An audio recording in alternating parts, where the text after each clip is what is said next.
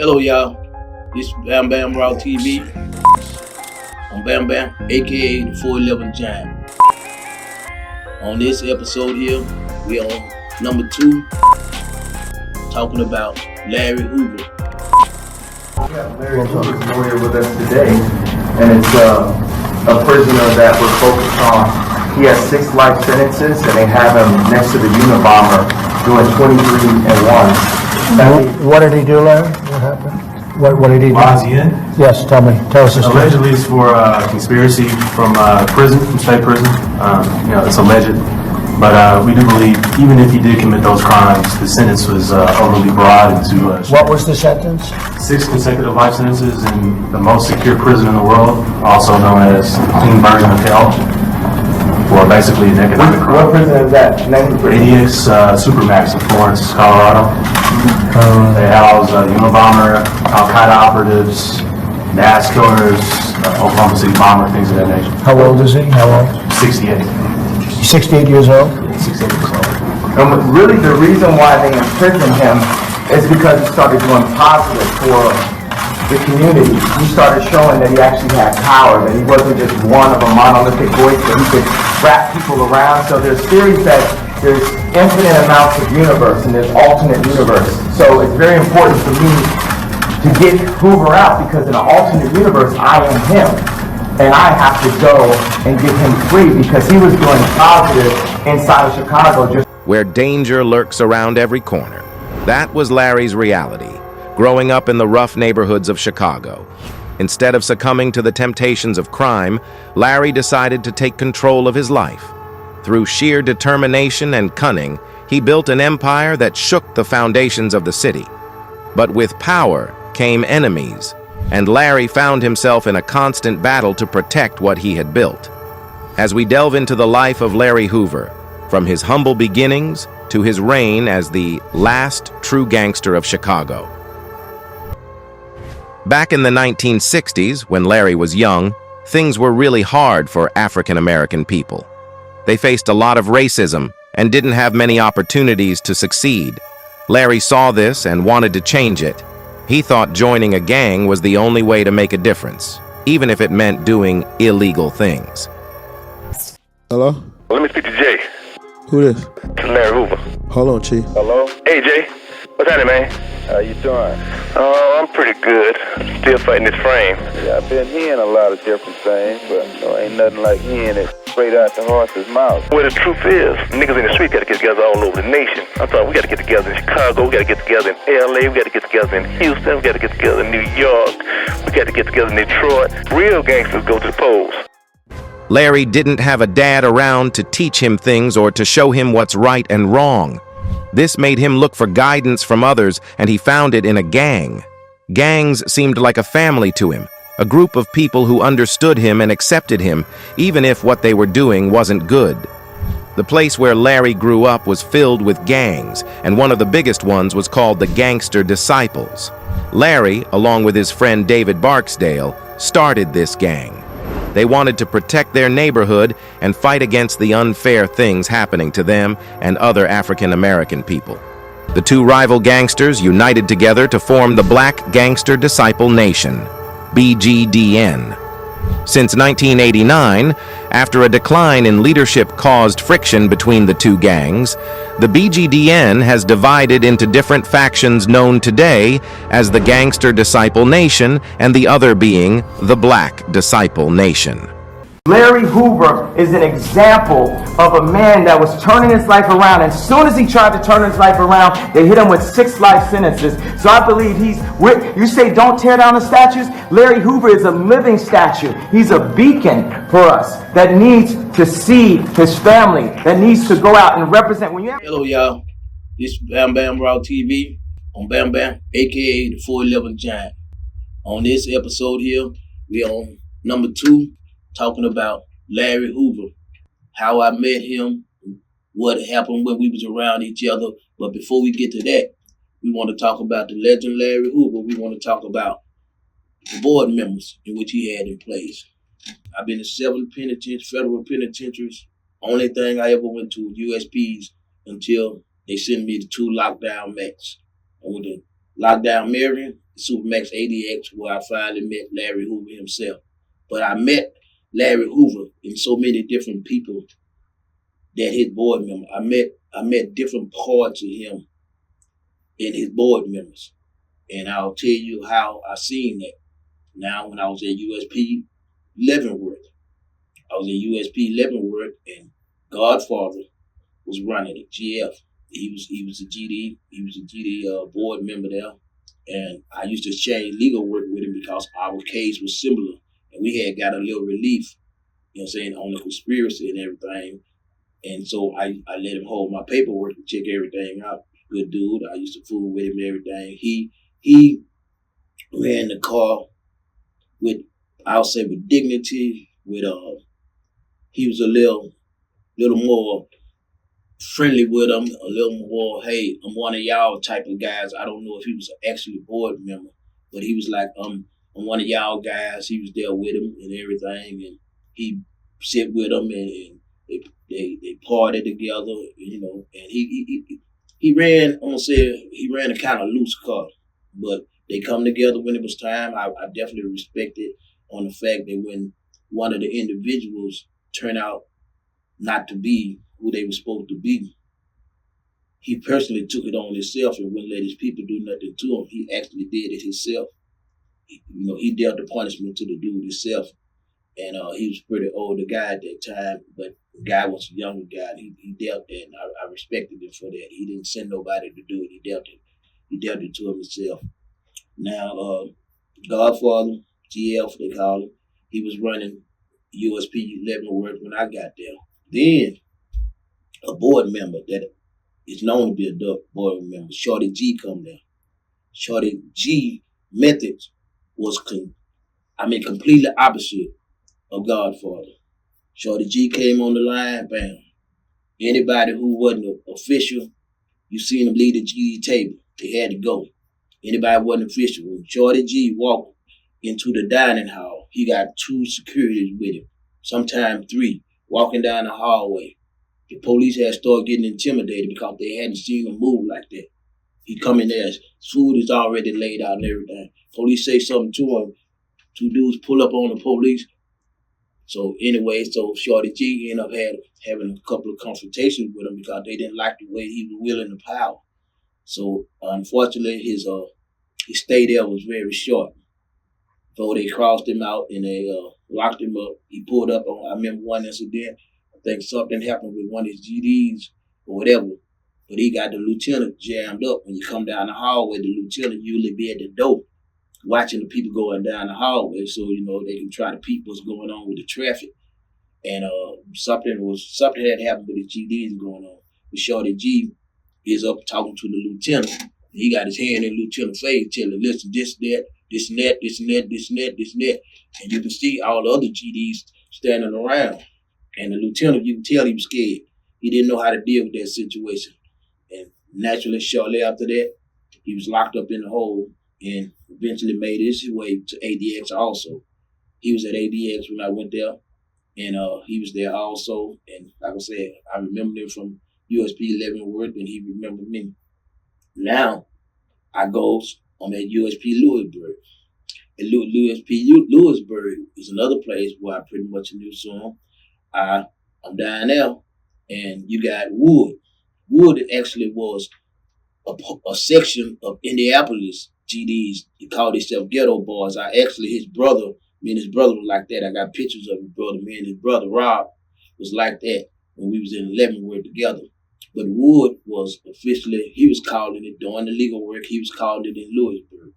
And he was doing the legal work and everything, and he was supposed to be going to do some legal work for me, but I was staying in so much trouble.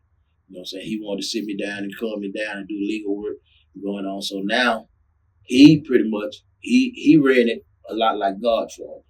He ran it a lot like Godfather, but he wasn't as in the middle with his people, but he had like, he go out and work out with them and everything like that and going on. Then he spend a lot of time in the law library. He go up in there.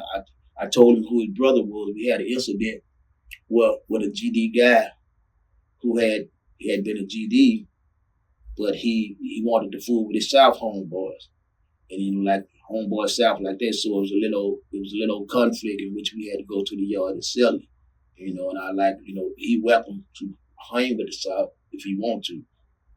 I'll stand by his decision and going on. Now, whatever y'all laws is and going on like that, if y'all want to take it for whatever y'all got to, do it, whatever, and going on. I said, according to y'all rules, he's short. He's supposed to be put on count. He got less than 18 months left, and according to what I understand about y'all rules, he's supposed to be put on count. He's not supposed to be allowed to get in no trouble, get in nothing like that there. So why not? Why he out count? He just hang with his homeboy and chill out the rest of the thing. So we end up settling it and everything. Like I said, Wood, he real smart, and that's when he found out that me and his brother was very, very tight. Now there was fear of conflict when Heron, which was a true board member, Heron came on the compound. He come on the compound. They was looking for him to just come on and snatch the leadership from Wood, but he didn't. They kind of worked together simultaneously. Heron seemed to be more want to round up on the yard, want to move around, mingle with everybody, more like a fun-loving person going on. Well, Wood was all legal business basically. So they had a different type. So he was hanging with the fella, going out on the yard, playing, kicking it with the fella, while Wood was up in the law library working on cases. So now, like I say, I've been around so many. Now, when I was at USP Florence, Big Ice used to call it. He used to call it for the GDs and going on, and that's when they put together the Texas family under the GDs. And then I was in Marion. I was actually in Marion with a guy who's he was a GD, and that's when the move had been made on Larry Hoover, where the white guys had tried to move on Larry Hoover, and it was a little confrontation up there at the Supermax ADX going on. So they moved, and so it was sent all over the federal penitentiary. It was sent all over there. So the white guys Aaron Brothers started trying to make moves. They actually hit Dirty G. They stabbed up Dirty G. In Marion lockdown. Then they sent the guy and the dude named Cat, who was a GD on our range. And that's where I got caught up in it when the guy came and stabbed him. And I see the guy stabbing him, and I take a tray and I whoop the guy down with the tray. And when I whoop the white guy down with the tray, I'm stomping him, and he's stabbing me in my ankle. He's still stabbing me in my ankle while I'm stomping him, going on, telling him to drop the knife. And so he finally dropped the knife. I didn't realize that he was unconscious, but he finally dropped the knife. The guy had to ran back to the cell. I'm thinking he running to the cell to get a knife because he got a free kill. Because the dude that attacked him, I'm sure the camera show all is him. That's what I'm thinking in my mind.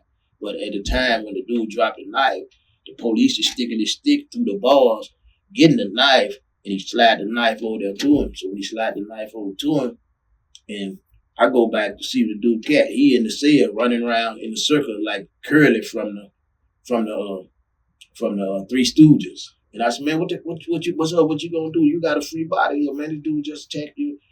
And man, they getting your time down here for knives and going on. I said, what? So I went to my homeboy to talk to him, like, man, what's up? What happened? I said, man, just doing what I do. And that's when the lieutenant came there, and they kept telling me to go back to cuff up, come up to the thing to cuff up. I said, no, I go back to my cell. I'm not cuffing up on his range. Like that. Let me back in my cell, then y'all come. They now cuff up right now. So they go get the beanbag gun. They getting ready. And I said, now, y'all want me to cuff up? Only way I'm going to cuff up on this range, because I done seen y'all set people up too many times. Only way I'm going to do that if I know this dude dead. So I'm finna go and kill this dude. And then and that's when the lieutenant said, nah, Bamm, no, wait.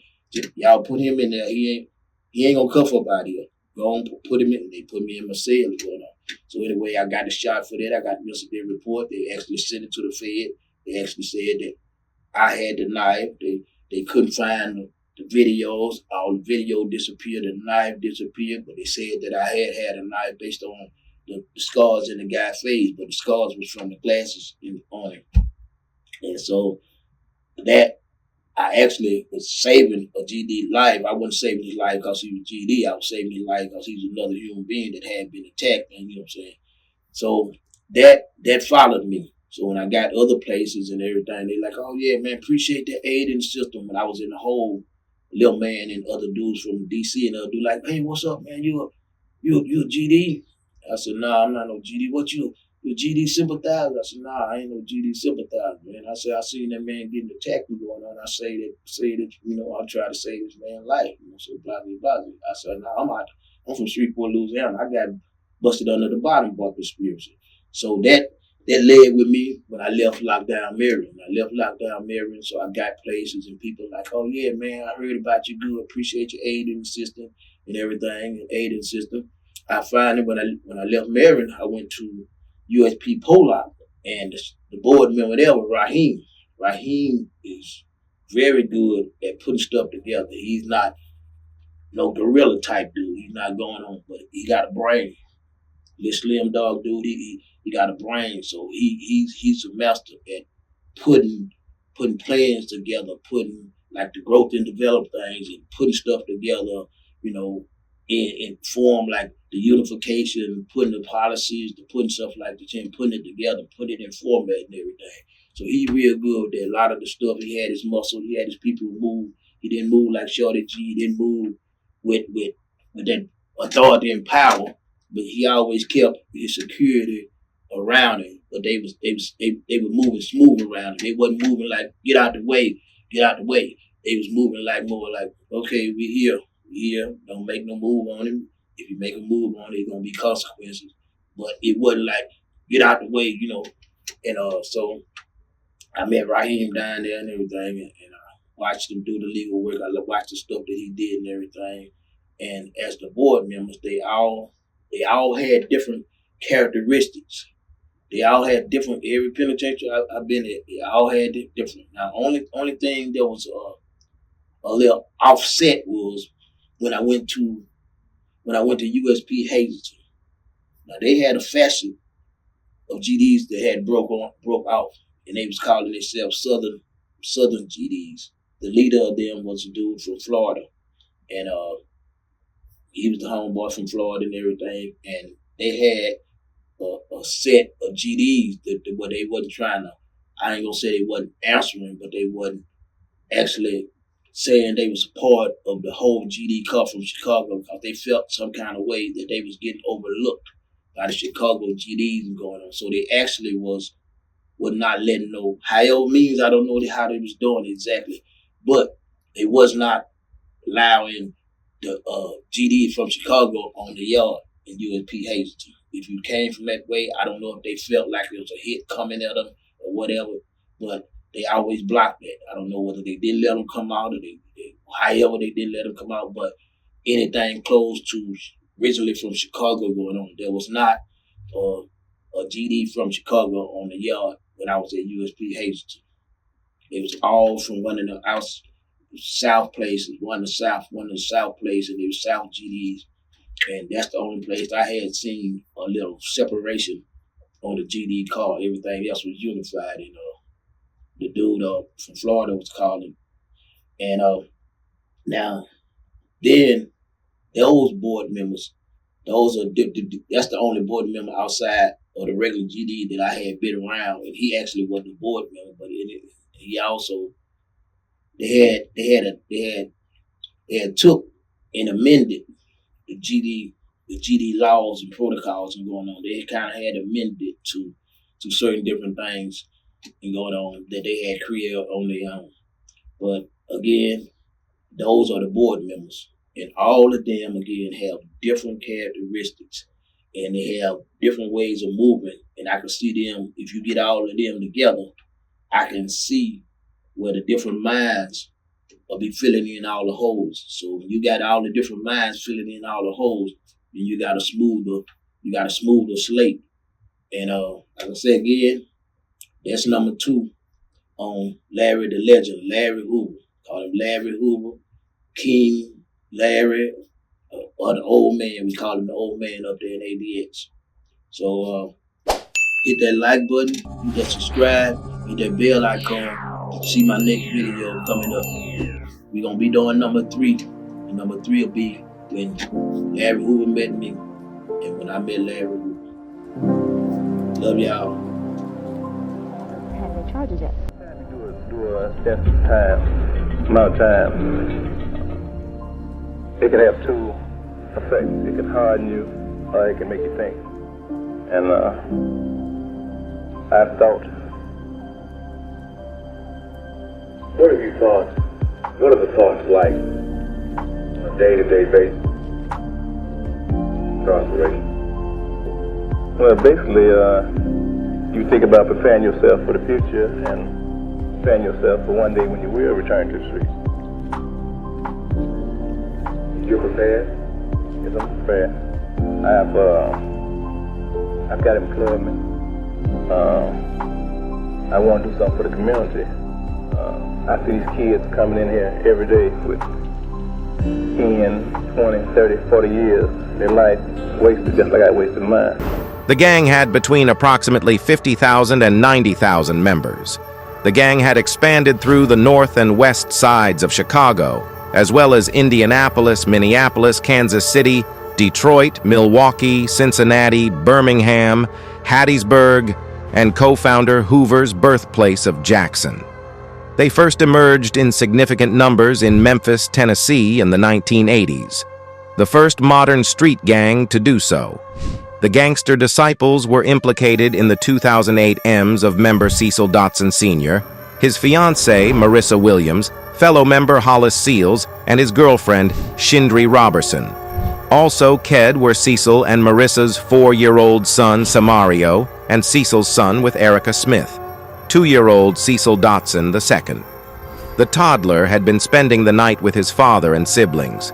Severely injured in the attack were Cecil and Marissa's other 3 children, 9-year-old Cecil Dotson Jr., 5-year-old Cedric, and 2-month-old Senia. Gang kingpin Larry Hoover is making a long-shot bid for his release. He's 73 years old now. Made his first public court appearance in years today, speaking to a district judge via video conference. He was given a life sentence back in 1998 for racketeering, prison, while serving time for murder. His legal team is pushing for a resentencing under the First Step Act. That's a 2018 law signed by President Donald Trump at the time that made certain sentencing reforms retroactive. While we recognize the seriousness of the offenses for which he's convicted, we believe that there's been evolving attitudes about excessively harsh sentences, and that life in prison at ADX is basically just being buried alive. Hoover is the co-founder of the Gangster Disciples. Ruling is expected sometime next month. I got 43 in, man. You know what I mean? And then if people open up their eyes and just look at his case, you'll see that he's been straight railroad. It's straight BS. The man in the joint, they give him that all this other time just so he can't make it to the free world. Because they scared of him because he got a little political power now. Because about him being conscious, that means that he can, sway the people towards a vote. And that's what they don't want. See, he ain't about all this stuff that they trying to put on him. He ain't with that self-destruction. You know what I mean? That doesn't even fit him.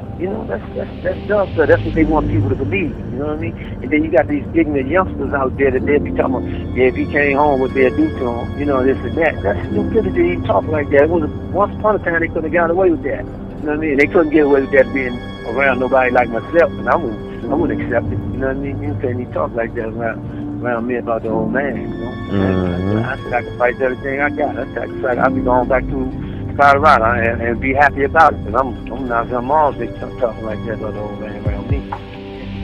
Judge's opinion, you'll see that the judge said, I'm going to do this, disagree with the colleagues and everything. So I'm not going to railroad this guy just because of, what he's accused of. And sure, I'm sure he got a bad background and this and that, but I'm not going to railroad him. He's still worthy of the law. And I'd like to see him at least get out of there, but I'd like to see him make it to the world.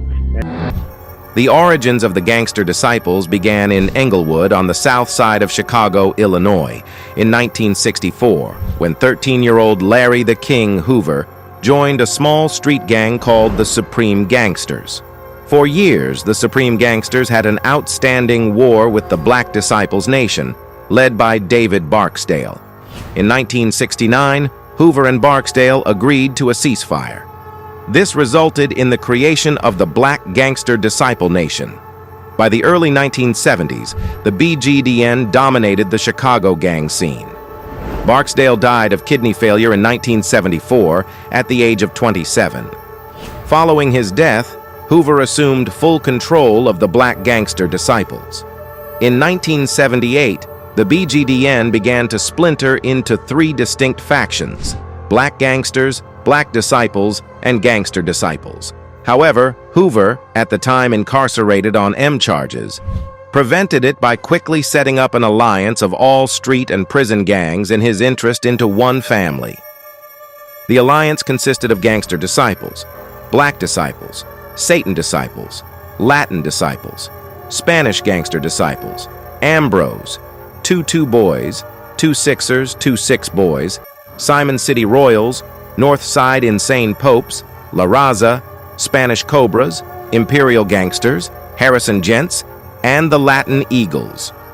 Well, the big issue, the issue that when I reviewed everything that everybody, any lawyer that had anything to do with this case thought was the biggest issue of the case was the suppression of the tapes themselves. There's federal statutes that guide the process of the wiretaps, how these tapes are sealed, and they didn't follow, the government didn't follow the procedure that's dictated by the statute. I think the Vienna tapes should not have been allowed, basically because we believe that the government obtained these tapes illegally, in violation of the wiretap laws, in violation of the U.S. Supreme Court laws dealing with wiretaps. We live in a society that believes in redemption. Every Sunday, people go to the church of their choice, every Saturday to the synagogue, every Friday to the mosque. And the preachers and the rabbis and the imams talk about the redemption of the human spirit. People can and do change. Mistakes can be learned from. I'm very honored to be a lawyer for a man named Larry Hoover.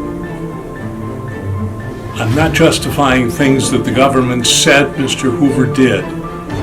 But I am here to tell you that Larry is not the same person that he was when he was on the street 40 years ago. Larry. An inmate at a federal prison. This call is being recorded and is subject to monitoring. Hang up to decline the call or to accept. Dial 5 now. If you wish to block any future... Hey. Hey, what's happening? How you doing? Oh, I'm good. I'm optimistic. It's a beautiful time to feel that way. Yeah. Hey, you know,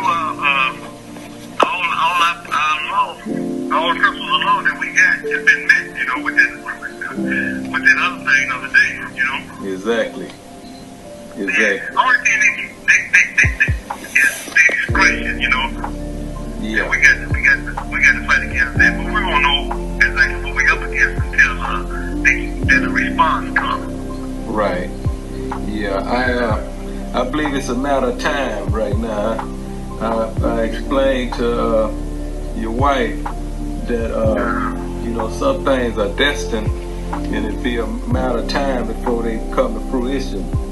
And that's my belief. But in the meanwhile, you know, we got to strategize all the way to, you know, the end, because I could see them trying to muddy the water, because even they see, you know, what's about to take place. And that's why they want to get you tied up in this shit, you know. I heard they put your name in the article and everything. Yeah, but that's okay. I'm used to them doing that, and I don't mind standing where right is concerned. So I'm gonna figure out how to make all that work against them.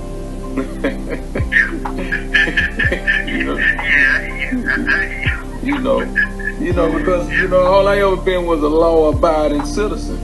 So you know what I mean, and I wouldn't be down with something that's not right or illegal. So this is just the right thing to do.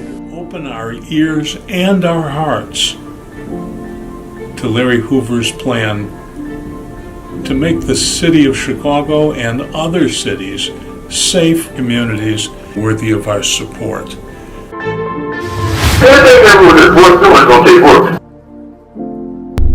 Basically, I think I've done my time. I paid my debt to society. If there's anything that you could say to your son right now, what would you say to him?